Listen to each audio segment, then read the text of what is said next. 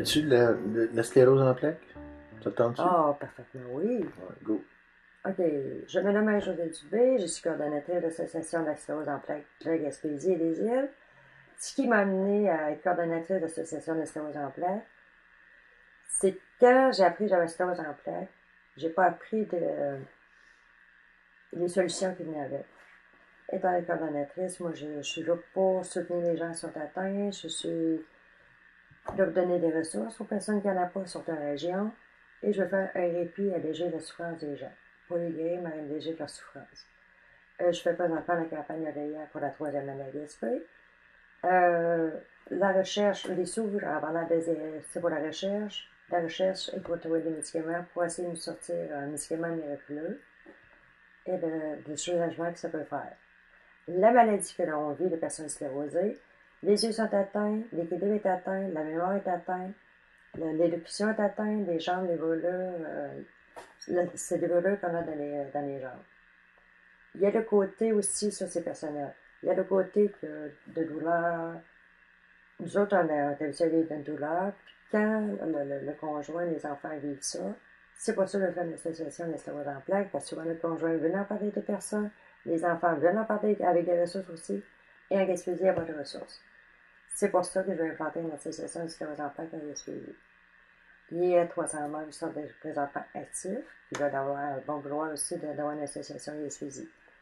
Alors, le soutien que je vous demande, l'aide technique et morale et financière, c'est pour les fonds qui sont pour la recherche et pour faire une association de soins d'emploi à Gaspésie et faire un lieu, un répit pour se reposer, un lieu d'échange et d'avoir les meilleurs soins.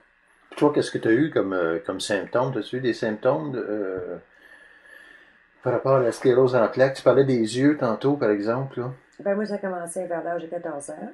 J'étais en secondaire, j'avais beaucoup de perte d'équilibre et ma vie a été affectée. C'est beaucoup la perte d'équilibre que j'avais. Je mettais sur les murs en polyvalente au secondaire et tout ça. Là. C'est sûr que les gens commençaient à me juger de malade imaginaire parce que j'ai pas de blessure apparente, j'ai pas de cicatrice, j'ai pas de malformation. Juste des faiblesses et des voleurs. Après ça, tu fut mes yeux, puis après ça, mon élocution. Mon élocution était atteinte. Puis tes yeux, tu as déjà perdu la vue? Ouais, c'était plus tard, mais quand les premiers symptômes, c'était comme si j'avais de l'huile dans mes lunettes, des engourdissements ou un appareil photo, mais c'est persistant. Des fois, peut-être pas toute la journée, des fois, ça peut durer 1 heure, des fois, ça peut durer 6 heures. Ça va, ça vient. Plus tard dans ma vie, ça a donné que j'ai perdu la vue. Mais sachant ça allait revenir ou pas. T'as perdu la vue combien de temps? De 6 à 8 mois. C'était comme partiel avant, puis après, c'était complet. Complètement de 6 à 8 mois sans voir rien. Ça va rien. Les voix non, très, très, très vagues. Puis ton corps, y a-tu des changements dans ton corps? Y a-tu... Il y a eu. C'est sûr qu'à un moment donné, avec la douleur, on s'habitue à la douleur, on devient comme moins tolérant à la douleur. Il y a une amélioration pour moi dans mon cas. Là. Moi, j'en m'avais dit je j'aurais pas pu avoir d'enfant. Bon, la première grossesse que j'ai eue, ça a développé la sclérose en plaques. La deuxième grossesse que j'ai eue, elle a comme stabilisé où j'ai appris avec la maladie. Puis la troisième grossesse, c'était une délivrance totale. J'ai appris que les médicaments, tels que ceux que j'avais besoin, ceux-là que j'avais plus besoin. Mais je suis en constante amélioration pour moi. C'est pour ça que je fais une association à Gaspé pour donner des ressources aux autres personnes. Mais y a-tu des risques à accoucher? Il y en a des grandioses, mais il n'y a aucun neurologue, aucun être humain sur la Terre qui peut dire qu'est-ce qui va arriver, les probabilités, qu'est-ce qui va arriver. Il y a une cause danger de paralysie. C'est ce que les neurologues ont trouvé, les recherches ont donné. Là. Puis toi, tu as vécu ça, la paralysie? As-tu été paralysé complètement ou... Moi, c'est le côté droit qui est atteint. C'est souvent un côté ou l'autre, rarement les deux. Moi, c'est le côté droit qui est atteint. Je le vis à tous les jours. Des faiblesses partielles ou quand je me lève, je suis sûre que je suis capable de me lever, mais finalement, mon corps se lève, mais mon cerveau donne l'ordre à ma jambe de se lever, mais ma jambe, elle n'écoute pas. C'est comme le système nerveux central, ce qu'on dit que les influx nerveux ne se rendent pas. C'est pour ça qu'on dit que la sclérose, c'est de la maladie dégénérative qui atteint le système nerveux central. Mon cerveau doit donner un ordre, mais le muscle n'écoute pas. C'est pour ça qu'on veut rebrancher les circuits. Puis c'est déjà arrivé que tu te ramasses en chaise roulante ou... Oui, mais c'était comme. Tu veux pas aller être en chaise roulante, mais c'est trop d'efforts pour.